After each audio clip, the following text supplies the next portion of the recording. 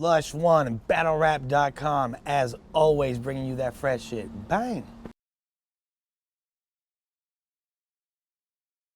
Yo, man, BOTB7's this weekend. 7 of anything is a whole hell of a lot. How's this event? How's it feel going into the 7th time you've done this? It's an honor to be able to continue this legacy, you know? Like, it's something that originally was conceived by Kyle Avocado Gray, one of the greatest innovators in the visual side of battle rap. And at first we just literally just wanted to throw a dope battle event with a bunch of our friends. So we just brought them together, and we had no idea that it was even gonna be, we did call it Battle of the Bay 1.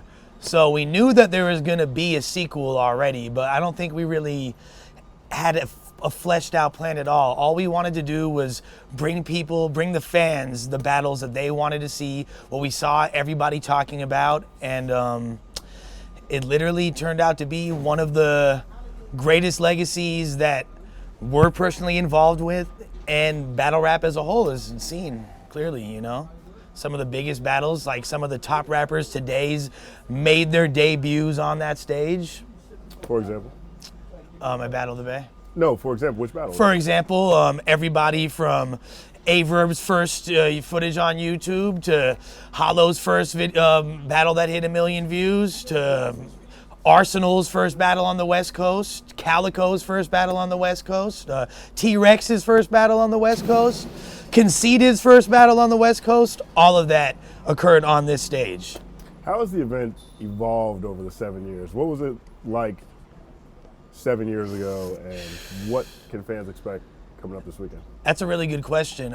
We've seen many manifestations. We've literally seen the growth of hip hop, of battle rap culture within the context of hip hop.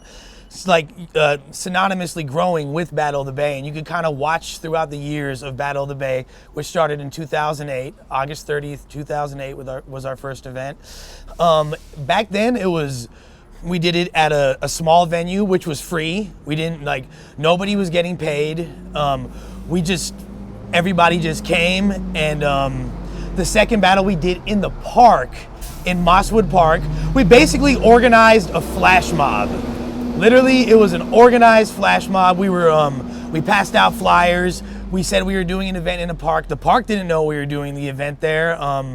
There was a crowd of several hundred people smoking blunts and drinking, and cops descended upon it. They thought it was like some civil rights rally or some shit, and it wasn't. It was a rap battle, and at that event we had Dumbfounded vs. Tantrum, got several million views and all that, and Battle of the Bay 3 was the first time in this entire era that a multi-card battle event, and you could do your history, this is the beginning of 2009 was this event, was the first event in history to charge money at the door for a battle rap event that was for YouTube with multiple cards on it. That was the first one. How much were tickets? $10 at the door. I think $15 you got a free CD of the Fresh Coast Non-Perishables Volume 1 compilation. And then how many people showed up? It was packed. The venue was like a 600 person venue, the Oakland Metro, and it was completely sold out. I remember when we were rolling up there, it was me and Dumbfounded and Satire and Awkwards were in the car, and we were getting to the event 2.5, 3 hours early, and there was a line around the block, and it kind of scared us. It was like, this is bigger than we realized. This is scary. We actually have our fingers on the pulse of something, and it grew exponentially from there. Battle of the Bay 4 was the first time we incorporated a rapper known from the Fight Club Smack DVD scene, which was Arsenal. It was the first juxtaposition of one of those rappers with a Fresh Coast rapper. It was completely bringing different worlds together, and that was on Battle of the Bay 4. People don't know, the day before that event, I got arrested, and I didn't even know if I was gonna be hosting, and I was sitting in a jail cell like less than 12 hours before the doors opened, and by the grace of God, I made it, and no snitching or anything, obviously. Mm-hmm. But what were you arrested for? It was a failure to appear for public urination, real gangster shit. You know what I mean? And they had a warrant. What's crazy is the cop pulled me over, and I had the cop. No cops are really cool, but this was a cool-ish type cop because he could have fucked me real bad. Like, I got blurped with a bunch. I had 3.5 ounces of weed on me and all this shit, and I had a suspended license, and he left the weed and didn't fuck with me for any of that shit. But there was a warrant. It didn't say public urination. It just said there was a warrant. Had to go in. Luckily, I got out in time because it was a Friday. I could have missed the whole entire event. Right. Battle of the Bay 4, Battle of the Bay 5, which happened in September of 2009. People looked at that at the time as the dopest card ever. It was the first ever 2-day card. Like, no one else was doing 2-day events at that time. So basically, if you look at Battle of the Bay, from its inception, it has a history of being innovative and breaking new ground, and that's kind of what we wanted to do with it. Battle of the Bay 5 was so perfect and so classic that even though we were at the height of our popularity at that time, and really at the height of our dominance, like URL was just kind of coming onto the scene. The West Coast was the epicenter for battle rap right then. Like, anyone that was watching battles in between 2008 and 2010 know that. That's a fact. Look it up if you don't know. This is all available online for you to see. That's the beauty of YouTube. And so we literally, after 2009, after that event, we're like, you know what, we're gonna end it on a high note. That is the end of the Battle of the Bay series. And then we started with the MOB series, and we were doing other events since then, but that was it. And then in 2013, after a 4-year hiatus, we brought Battle of the Bay back under the context of King of the Dot. Before, it was under the Grind Time umbrella. Now we're with King of the Dot. And it beautifully uphold the legacy. There was new stars introduced. You know, Big K broke out at that event. Danny Myers, Rum Nitty broke out at that event. And it was exactly what the Bay needed. And the legacy was preserved. And now we're at number 7, and we have Mr. Fab battling on the card, who is one of the most respected artists in the entire Bay Area. So having him on the card, having outside investors like Teddy Grizzle and shit, like bringing it's a new level for Battle of the Bay, and it definitely is continuing and preserving the legacy. I'm very, very excited for it. And the number one thing I'm excited about, beyond the fact that Fab's on the card, going against Ars, who is a Battle of the Bay vet, is that if you look at the card, and not just day 2, both days, it is no body bags. The most evenly matched, great matches that I've seen in battling in a long time. I'm psyched on it. Unless somebody chokes. Hey, you know, and that's the thing about battling. It's like, nobody thought that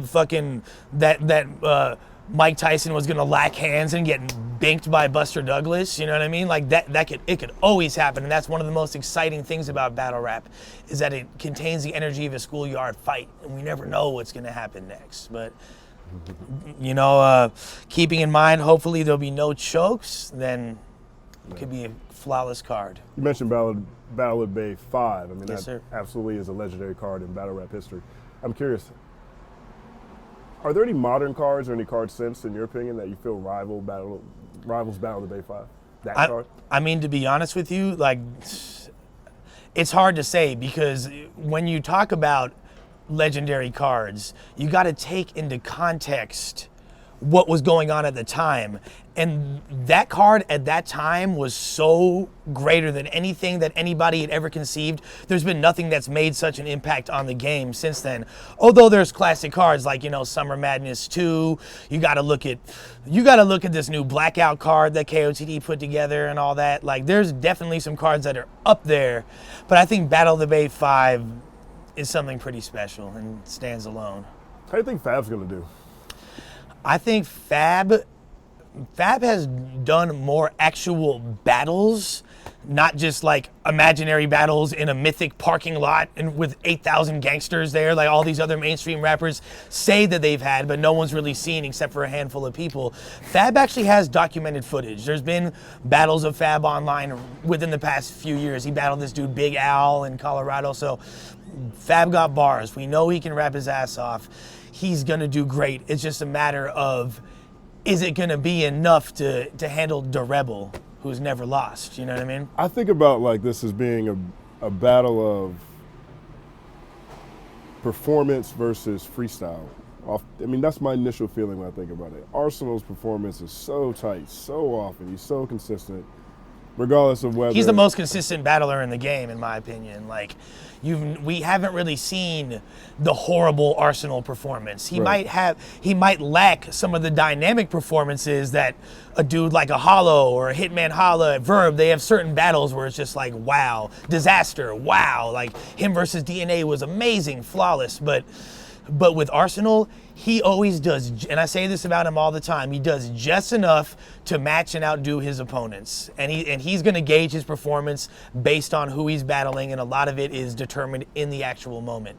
That's the intensity that Arsenal brings. So it just, to me, the quality of the battle is going to be in a large part determined by Fab and how much he pushes Arsenal. Because you know that Arsenal can hang with anybody. So just how far is Fab going to push him?